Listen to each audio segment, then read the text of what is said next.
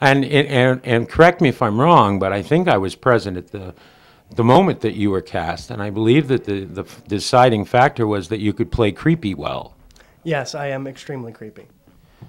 But you're only acting, of course, right? Right. Right. It's all an act, ladies and gentlemen, because he's, as you can see, one of the sweetest, nicest guys you could ever hope to meet. So, just a little bit about you. Were you a theater major in college? Yes, I was. I went to the University of the Arts in Philadelphia, and then I transferred to Plymouth State, and I got my degree in theater there.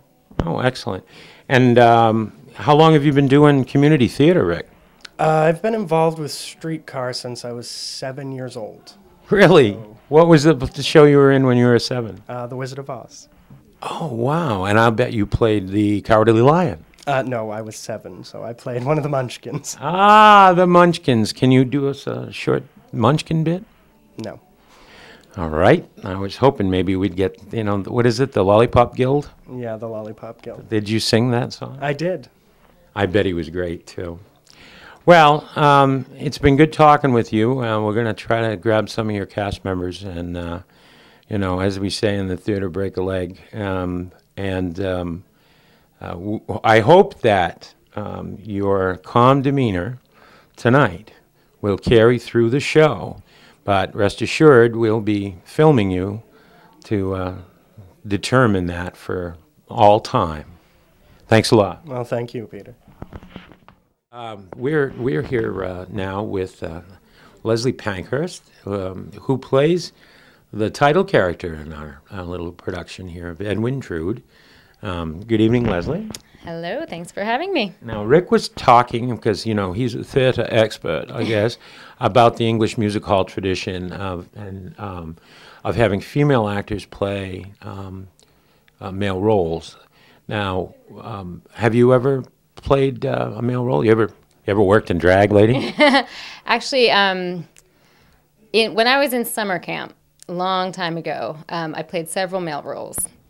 And then I went to an all-women's college where lots of women were always playing male roles, and I was never, ever cast as a man, even in the all-women college. I was always cast as a female, which was unusual. So it was kind of funny to now go back to it now. But yeah, I played Jesus in Godspell, and I played Lycus, and funny thing happened on the way to the Forum. So I've done it before, but I'm talking like when I was like 12, 13 years old, so it's been a long time. Well, yeah, I would imagine. Did you perform any miracles as Jesus? I can guarantee I did not. No theatrical miracles either. Oh, well. But the thing is, in this show, I mean, yes, I'm playing a man. I'm actually playing a woman playing a man. I play a woman actress who within the show plays a man. So it's a little bit, it's not just, a woman's playing Drood. It's more of the backstory of why a woman's playing Drood, which is very common in Victorian music hall.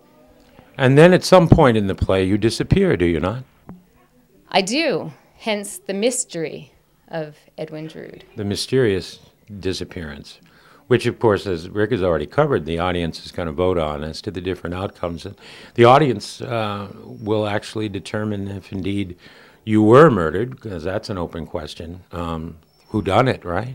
There are actually 3 things the audience gets to vote on, which means most of the cast has to learn multiple different endings, and I'm very lucky that I don't have to learn any of those because I've disappeared.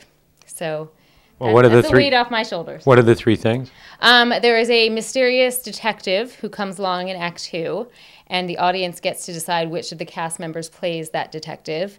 The audience gets to decide who killed Edwin Drood, if Edwin Drood is even dead. And then because it's a fun show, it ends with a love story, so the audience gets to decide which of all the remaining characters get to be the lovers for the evening. Which, of course, means, as you said, as you talked about, that they're learning endings that they may never perform, right? Well, with like 9 people who have to learn multiple endings and only 3 performances, some people are learning some big numbers that the audience will never see. Yeah. So how long have you been doing theater?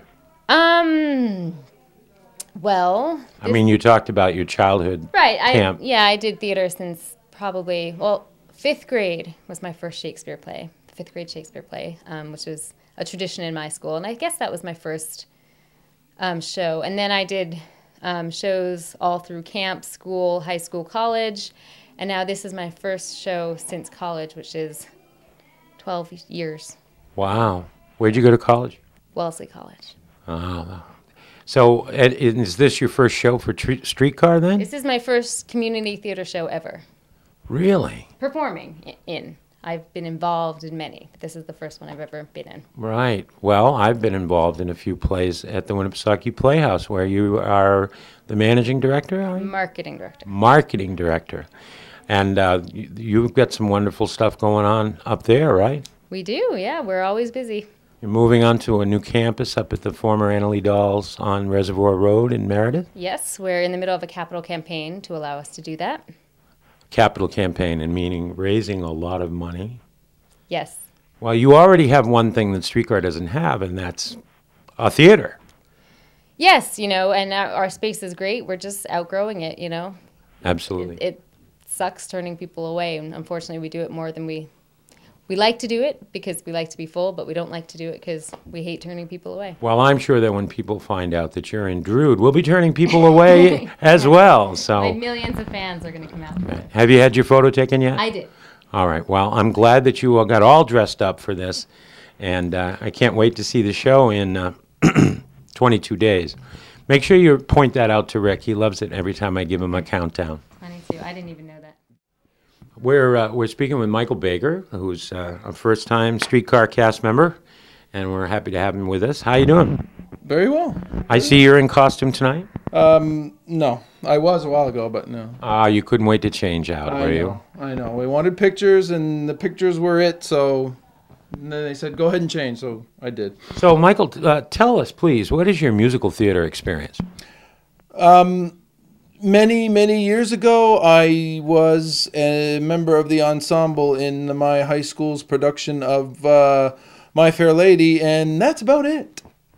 Really? That extensive, huh? Yes. And for this role, of course, you're not in the ensemble. You're playing one of the principal actors, right? Who do you play? I play the drunkard stonemason Durdles. You play the part I would have gotten, in other words. Or at least would have been a suspect for. That's what they tell me, yeah. Yeah, right.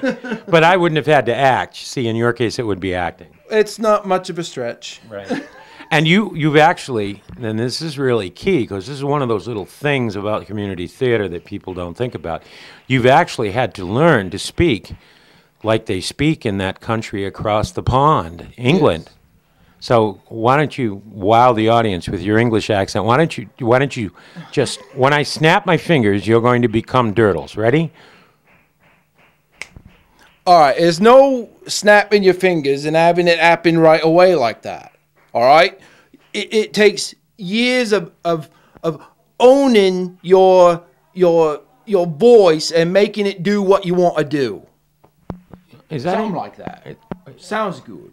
Is that an English accent? I don't know. It jumps back and forth between like Australian and Irish and Scottish, but it all works together in the show. You sound like one of those guys in U2. Well, yeah, but that's the way it's supposed to be. It's supposed to be different than I am, really. Could we have some sunglasses for him, please? No.